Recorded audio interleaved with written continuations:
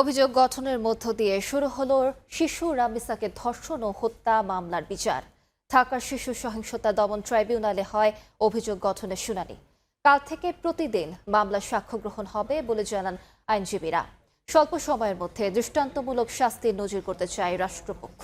এ নিয়ে আলোচনার জন্য স্টুডিওতে আছেন ফারুক ভিয়া রবিন, যাচ্ছি তার কাছে। রবিন, আপনাকে স্বাগত। রবিন, কিছুদিন আগে একটি অত্যন্ত হৃদয় বিদারক ঘটনার সাক্ষী হলো গোটা দেশ, রামিসা হত্যাকাণ্ড। অতঃপর সারা দেশের মানুষের এখন একটাই দাবি, রামিসা হত্যার বিচার চাই। আজ তো বিচার কাজ শুরু হলো, আপনার কাছে সবশেষ কি তথ্য আছে আমাদেরকে জানাবেন। আজকে ঢাকার একটি আদালতে রামিসা হত্যার যে বিচার কার্যক্রম সেটি আসলে যে শুরু হয়েছে এবং সেখানে যে অভিযুক্ত মাসুদ রানা এবং তার যে স্ত্রীকে আদালতে হাজির করা হয়েছে, তারাই এই মামলার যে দুজন আসামি।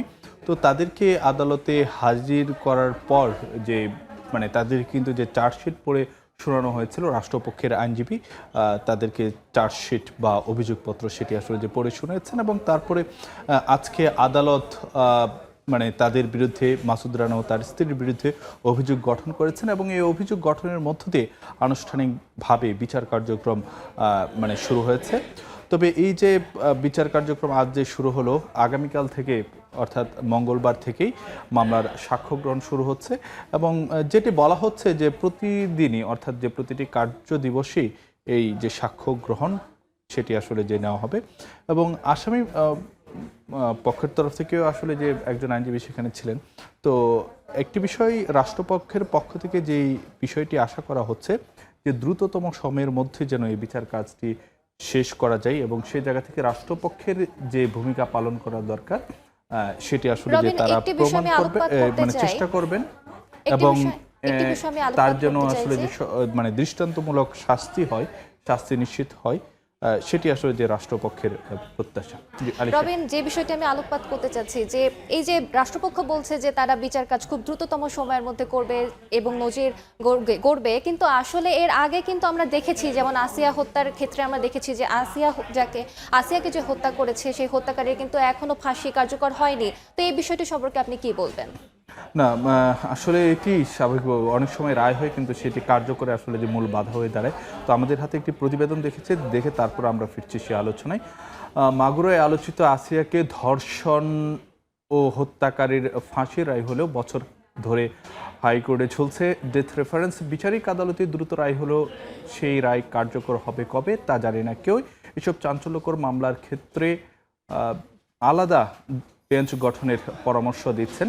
আসিয়ার পরিবার থেকে তো বারবারই বলা হচ্ছে যে এত তোলপাড় হলো এই ঘটনাটা নিয়ে রাজপথে, এমনকি সোশ্যাল মিডিয়ায়, কিন্তু তারপরও এখনো পর্যন্ত সেই ফাঁসি কার্যকর হলো না। আবার একই রকম কথা কিন্তু রামিসার বাবাও বলছিলেন যে সময়ের সাথে সাথে যেন চাপা পড়ে না যায় এই ঘটনাটি।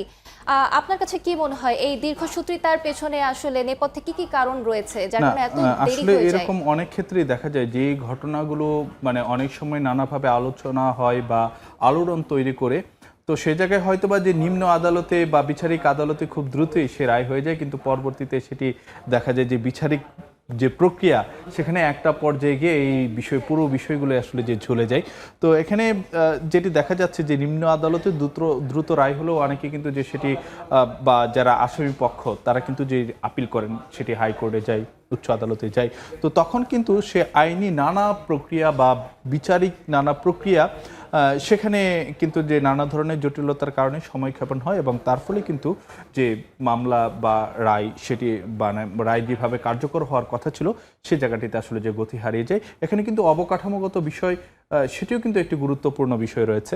তো এই সকল কারণে যে মামলাগুলো বা প্রাথমিকভাবে যে বিচারটা হয় সেটি কার্যকরী একটি অনিশ্চয়তার মধ্যে পড়তে হয়। তো সেই জায়গায় বিচার প্রত্যাশীরা এই যে একটি অনিশ্চয়তার মধ্যে পড়ে থাকেন, তো সেই জায়গাতেই কিন্তু যে আলাদা একটি বেঞ্চ গঠনের কিন্তু যে অনেকে পরামর্শ দিয়ে আসছেন যে এই ধরনের যে বিচার মামলাগুলো রয়েছে সেইগুলোর ক্ষেত্রে যদি একটি আলাদা বেঞ্চ গঠন করে শাস্তি কার্যকর করা হয় তাহলে হয়তোবা যে অপরাধ প্রবণতা যেগুলো সেগুলো ঠেকানোর ক্ষেত্রে এটি নজির হতে পারে এবং তার মধ্যে দিয়ে আসলে যে অপরাধকে নিয়ন্ত্রণে আনা সম্ভব হতে পারে, এমনটি কিন্তু যে আইনজীবীরা বা অনেকেই কিন্তু যে মনে করেন।